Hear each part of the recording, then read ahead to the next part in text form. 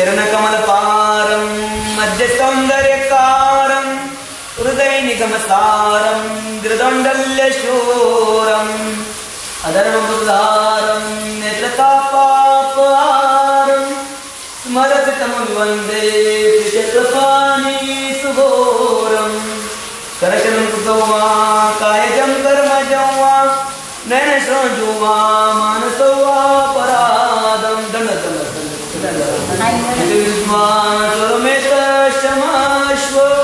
जय जय करुणाब्दे श्रीपते मे मुकुन्दं पूरं नष्टतमं विनष्टमनस भ्रष्टं चटं निष्ठुर निर्लज्जं कृपणकृतघ्नमशुष भवासनं हिंसक आशापाशशतैर्विबुद्धमनस दुष्कीर्तिभाजं जलं कारुण्याकर भूपते दुपते दोषां परं पाहि मम न भक्ति च न वैराग्य न ज्ञानो न गुणो मयि ईदृश्य पाहि मामीश सदा दोषार्णो प्रभु पापोऽहं पापकर्मां पापात्मा पापसंभव त्राहि मां कृपया देव शरणागतवत्सल श्री गोपाल कृष्ण महाराज की जय श्री दत्तात्रेय महाराज की जय श्री चक्रपाणि प्रभु महाराज की जय श्री गोविंद प्रभु महाराज की जय सर्वज्ञ श्री चक्रधर स्वामी की जय सत्य सनातन महात्मा धर्म की जय श्री चतुर्वेद साधन की जय 16.5 तीर्थस्थान की जय श्री क्षेत्र भडगावचे बाबा की जय दंडवत प्रणाम दंडवत प्रणाम दंडवत आहे दंडवत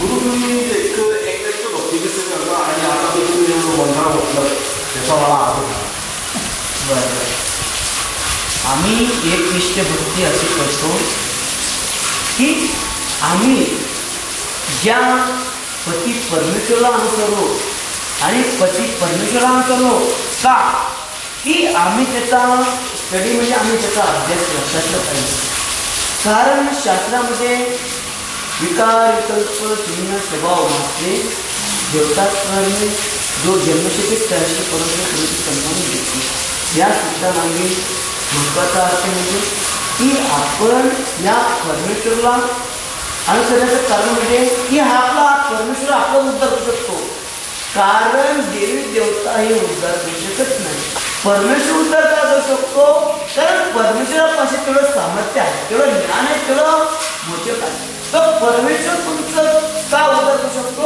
कारण तरी ते वेतन स्वीकारलं म्हणून परिस्थितीचा उद्धार करू शकतो आणि देवी देवता तुमचा उद्धार करू शकत नाही त्यासाठी आम्ही एक निश्चित करतो आणि याच्या मोठे मागणी कारण असं आहे की महानुभव पंत या धर्मामागे की परमेश्वराला का बसतात की त्यांना माहित आहे की आपल्याला या जीवनामध्ये आनंद फक्त हा देव देऊ शकतो कारण देवी देवता देव सामर्थ्य नाही आणि ते देऊ शकत नाही मग त्यासाठी सर्व जे महानुपंत जे अन्यायी व परमेश्वराचे भक्त व परमेश्वराचे जे परमेश्वराच्या शास्त्राचे अनुसार ते परमेश्वराच्या शास्त्राचे भक्त आहे आणि त्या परमेश्वराच्या ज्या अनुसरणावर आता मार्गावर आहे ते फक्त परमेश्वराला का बसतात की त्यांना माहिती आहे आमचा उद्धार फक्त परमेश्वर करू शकतो दुसरा कोणी करू शकत नाही म्हणून आम्ही या परमेश्वराची एकनिष्ठ भक्ती करतो आणि सर्व गुरु हे विडा का होता विडा म्हणजे काय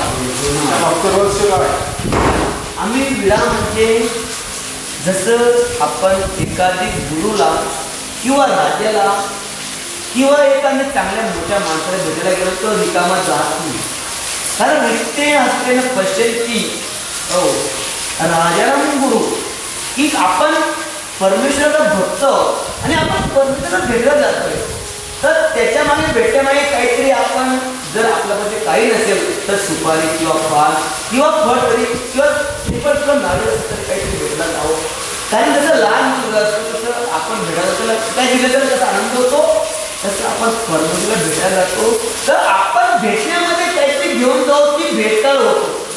कारण रिकामा माणसाने जाऊ नये कोणालाही चांगल्या माणसाला. तर आपण परमेश्वराला भेटायला जातोय, कोणाला भेटायला जातो देवाला जातोय तर आपण रिकामा जाऊ नये, काहीतरी सोबत घेऊन जावं. म्हणजे आपण हा भेटण्याचे म्हणजे कारण आहे. खूप तुमच्याला काय वाटतं तुम्हाला सांगा. तर तुम्हाला काही अनुभवाला वाटतं तर काही समजू शकता तुमचं काय तुमची वेळ विषयामध्ये महाराष्ट्राची वेगळी म्हणजे प्रत्येकाची वेगळी तुमची पण वेगळी त्याच्या मागचं नाही जाता. ही वेगवेगळ्या पोशाख म्हणजे जी आमचे वस्त्र जे कपडे आहेत ही आमची गुरु परंपरापासून गुरु परंपरा म्हणजे जसं मी पारिमांडवी मी मान्य करतो. आमचे गुरुपासून चालू करायचं वस्त्र व्हाईट म्हणजे पांढरे कपडे आणि कवितेमध्ये गुलाबी कपडे. कारण आमची गुरु परंपरा कशी आम्ही चालतोय मग तशी आमची वेशभूषा कसं राहणारच आहे. आणि नंतर उपाध्य सुद्धा व्हाईट राहतात आणि बाईचे कपडे काळे असतात आणि कवितेमध्ये गुलाबी असतात, बाईचे कपडे गुलाबी असतात. आणि पारिमांडल्यामध्ये आमच्यामध्ये व्हाईट कपडे आमच्या पोशाचे असतात संतांचे आणि नंतर जे तपस्वी असतात ते काय असतात. तर आमची गुरु परंपरा चालली आम्ही तशी चालत होणार आहे आणि आमच्या गुरुच्या अनुसार आम्ही हा धर्म आम्ही चालतो. कारण आमच्या धर्मात तेच कारण आमचे जसे गुरु परंपरा आहे तसे आम्ही ते चालणार आहे. कारण गुरु परंपरा म्हणजे परमेश्वरांचा परिवार म्हणून जे चालत तसे आम्ही चालत होणार आहे. त्याच्यामध्ये कोणती काही शंका नाही. सर्वज्ञ श्री नाही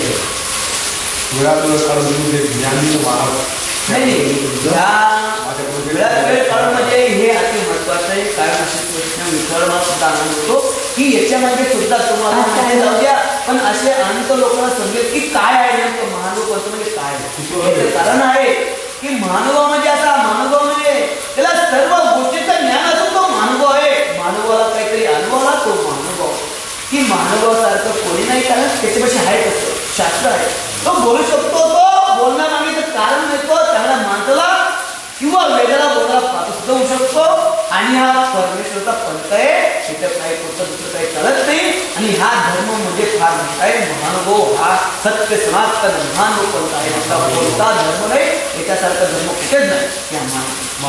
स्वतः श्री गोपाळकृष्ण महाराज चॅप्टर 8 सांगतात सर्व धर्माने परित्याज्य मामेकम शरणम का सर्व पापे व मोक्ष म्हणजे स्वतः श्री गोपाळकृष्ण महाराज चॅप्टर 8 कोणी सांगताय की तू फक्त मला एकला शरण आहे तर तू तुझं काय होईल ते पाय पुढे मी तुला उद्धार करतो. फक्त मला एकला शरण आहे तू कोणाची भक्ती करू नको देवाची भक्ती करू नको तू फक्त माझी भक्ती कर असे श्री गोपाळकृष्ण महाराज चॅप्टर 8 सांगतात. ही तुझं जीवन उदाहरण सर्वज्ञ श्री धन्यवाद. तुम्ही आमची मुलाखत फार फार धन्यवाद की मला सुद्धा आनंद झाला की दोन गोष्टी मला सुद्धा बोलायला भेटल्या.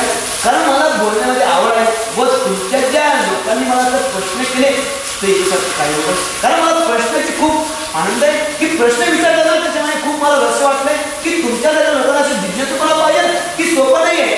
तुम्ही कोणत्याही कार्यकर्त्यांना विचारा की हे काय ते काय त्याच्यावर पुढे जाणार असं कोणाला बी भरताना लावू नका. हे चांगलं गोष्ट आहे की तुम्हाला कोणत्याही गोष्टी करताना विचारपूस करा.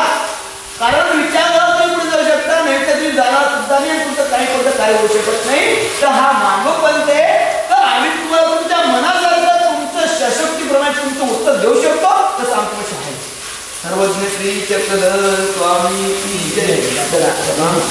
फक्त या जगाला या सृष्टीला या आपल्या देशाला सुखी आणि समाधानी राहण्यासाठी एक मोठा आशीर्वाद आहे.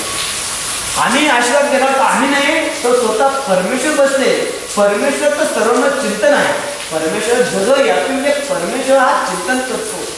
फक्त परमेश्वराचे चिंतन करणारे भक्त पाहिजे पण परमेश्वराचे चिंतन नाही सुद्धा करत तरी परमेश्वर प्रत्येक सकल जीवाचं चिंतन करतात. हाच आमचा धर्म आहे. कारण हा परमेश्वर पंथ आहे. हा देव तुम्ही हा परमेश्वर तुम्हाला नुसतं थोडं दिसते आगरवरती झोप तिथं सोबत ठेवली तरी त्याचे माझे मोठं फळ आहे. जर तुम्ही गुरु केला तर त्याच्यामुळे तुमचं म्हणजे तुमचं नाव लिहिलेलं असतं की आम्हाला भक्त आहे. आणि तुम्ही गुरु केल्यानंतर तुम्ही संन्यास घेतला संन्यास घेण्यामध्ये तुमचं कारण आहे की तुम्ही देवाचे भक्त आहे की हा माझा आहे ही ओळख आहे मानवाची. कारण त्याच्यामुळं मानव म्हणजे काय जो संन्यासी आहे त्यांनी सर्व मनोदमन इंद्रिय दमन आणि ध्येय दमन केलं असतं. कारण त्या ठिकाणी त्यांनी सर्व इंद्रिय जिंकून तो ब्रह्मचारी असतो आणि ब्रह्मचर्यावर परमेश्वर सुद्धा त्याचा उद्धार करतो. आणि तो फक्त महानुभव पाहिजे. मानव राहिला तर त्याला विष्णू उद्धारू शकतो. आणि या ठिकाणी दुसरी भक्ती का करत नाही आम्ही तुम्हाला चांगलं माहिती आहे. आम्ही भक्ती एकची भक्ती का करतो. एकची भक्ती करायला एक फार मोठं उदाहरण आहे की आमचा देव आम्हाला देऊ शकतो तर आम्हाला दुसऱ्या कोणाची जाण्याची गरज नाही आहे. कारण आमचा पतीपुरुष आमचा बसला आहे तर आम्हाला कोणाकडे जाण्याची गरज नाही. आमचा देव आम्हाला देऊ शकतो. आम्हाला तेवढं ज्ञान आहे, आम्हाला शास्त्र आहे. कारण सकट शास्त्र शास्त्राची मिळती परी शास्त्र कवळाची मिळते. आमचं जीवन होत नाही आणि आमचा परमेश्वर आम्हाला कारण का पण जाऊ देत नाही. कारण त्यांच्याकडे काही तेवढं नाही. म्हणतो आम्ही या शास्त्राला व आम्ही या धर्माला व या मानवताला या स्वामी सर्वज्ञ आम्ही अनुसरलो की या शास्त्राला धर्माला किंवा या परमेश्वरच्या प्रत्येला आम्ही अनुसरलोय. दंडवत प्रणाम. सर्वज्ञ श्री चक्रदेव स्वामी श्री गोपाल. धन्यवाद. खूप खूप धन्यवाद. मी आमची खूप अशी मुलाखत घेतल्याबद्दल तुमचा आभार. धन्यवाद. खूप खूप धन्यवाद.